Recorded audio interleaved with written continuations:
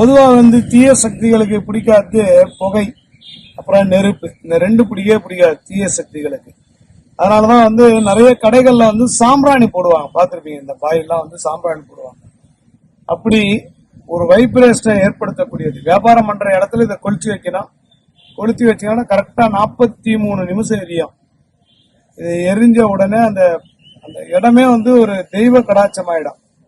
கடையில தெய்வம் இருந்தா, வியாபாரம் பண்ற இடத்துல தெய்வம் இருந்தா, வீட்டுல தெய்வம் இருந்தா அந்த விஷயத்துல அந்த வீட்டுல நல்லதே நடக்கும்.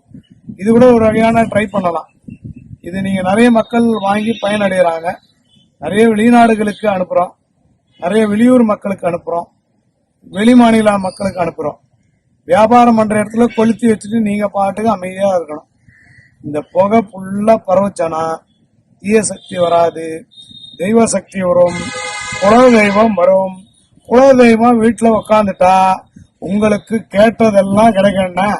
ட்ரை பண்ணி பாருங்க.